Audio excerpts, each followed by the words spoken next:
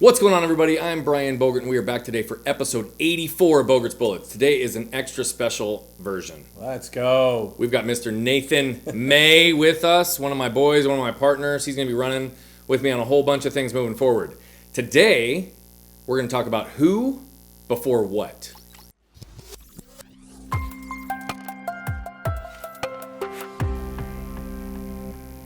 All right, so who before what? What is this concept? Let's just start really hard. And I'm going to pass it to you, Nate. Give us the concept in the most basic sense, and then we'll riff on it back and forth, because there's 3 or 4 directions we can take this. I mean, it's a story as old as time, right, bud? I mean, it's like we've always been conflicted, what we do out externally and what's going on internally. But I think it's more perpetuated in society as it is today, which is like what you attain, what you have, what you do is so important. But in reality, it's the question is what's driving that is who you are. And so we always say who before what. Because we believe if you chase down who you are and the best version of yourself, you always stumble into the greatest things around what. Absolutely. But if you chase what, you have a good chance of losing the who. And I'll give you an example of this, and I always say this, like, everybody has gift, talents, and abilities that are already baked in. We can hone those skills, we can make them better. But in reality, I know your gift, talents, and abilities can get you to the mountaintop. Yeah. What you are capable of will get you to the mountaintop. But let me tell you this, who you are is what will keep you there. We see this all the time in society, politics. It's like people have great talents and abilities, and what they do and how they do it, that'll get them to where they want. But what do we see? Who begins to crumble? Yeah. And they begin to lose what they have. Absolutely. So I think who before what is such a, it's not revolutionary, by the way. It's an age-old conversation that was started a long time ago by philosophers. I think we've lost sight of that in our day and age. Yeah, I think you're absolutely right. So we talk about these whats that we chase. What does that mean, right? So what car, what house, what amount of money, what job, what salary, what spouse, what, you name it. What that is something external, not internal, right? We chase an external facade. We chase an external narrative. We chase an external definition of success. And when I say external, I mean the world has defined it for us. When we chase the whats, and I know this for personal fact, this happened with me. I know it happened with those around me. There are a lot of individuals who've chased the what. They've had a high level of success, earned multiple 6 figures, 7 figures, 8 figures, but most of the time, they wake up at some point, unless they've done the work early, miserable, lost, feeling stuck, not knowing who they are. They literally lose the who along the way while chasing the what. I did the same thing.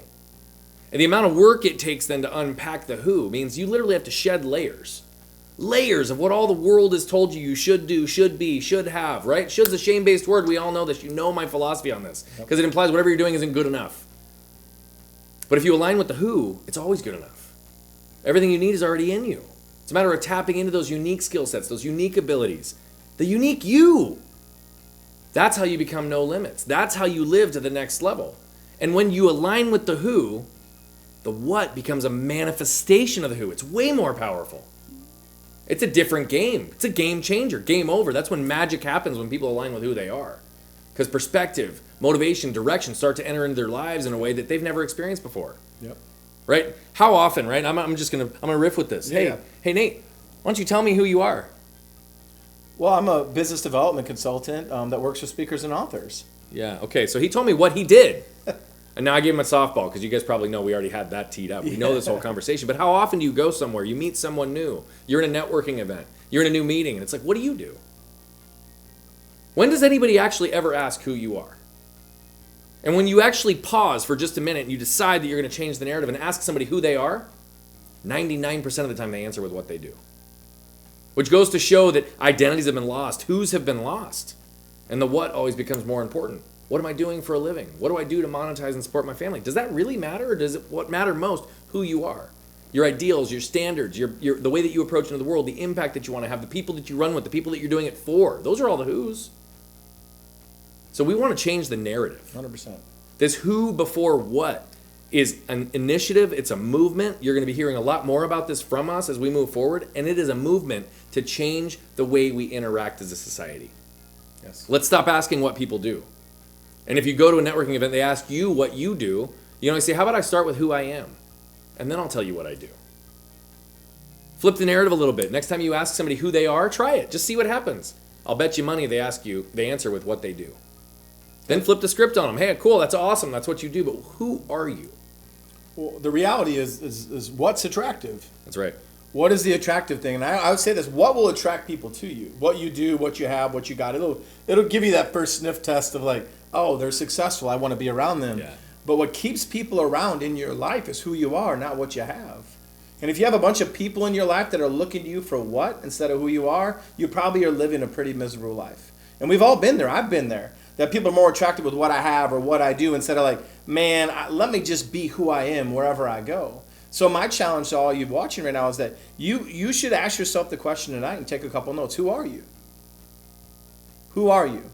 I'm not going to give you other instructions. Like write down in bullets or in sentences or in a paragraph from who are you? And inside of that paragraph, you cannot mention what you do for a living. You can't mention what you have for physical belongings. All you can speak to is who you are. And I want you to know this, like your magic, your secret weapon is only found in uniquely who you are. That's the one thing we bring to the table in this thing called the human condition, is our unique self. That's who we are. Man, there's going to be generations that pass on, go after us, and they're all going to be talking about what they created, what, this, that, the other. Yeah. But in reality, the only unique footprint you leave on this planet when you're here is who you leave behind. That means the legacy, people you changed, people you impacted, your kids, your friends, the people you set out to do that. That's what leaves legacy, not what you've attained. So I would just ask you, are you clear on who you are versus what you do? Are you clear on the who's that are in your life?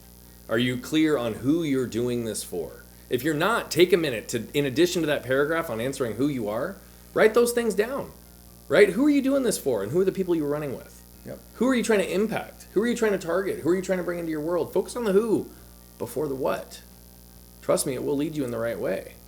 And so, with that said, if you liked anything about this, please like, comment, and share. If there's somebody that you know who needs to hear this, please send it to them. Drop a comment, tag them in the post below. And until next time, be great and be you.